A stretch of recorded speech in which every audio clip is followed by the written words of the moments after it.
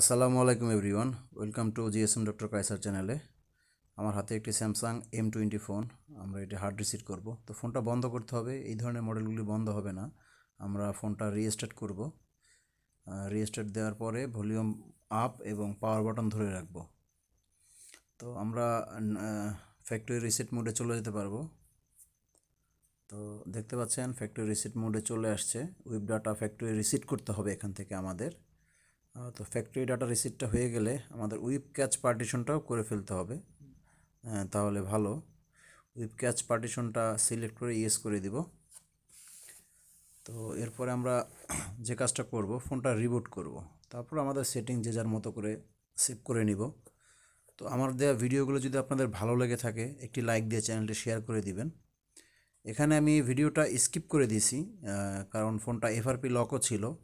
এটা আমি ডিভাইস দিয়ে আনলক করতে পারছি। তো আপনারা যদি অনেকের কাছে আছে ডিভাইস থাকে না, তারা অবশ্যই কমেন্ট করবেন, তাহলে এটা বাইপাস কীভাবে করতে পারবেন কোনো ধরনের ডিভাইস ছাড়া, সেটা আমি আপনাদেরকে করে দেখাবো। তো ভিডিওটি ভালো লাগলে একটি লাইক দিয়ে শেয়ার করে দিন, যাতে অন্যান্য বন্ধুরাও ভিডিওটি দেখতে পারে।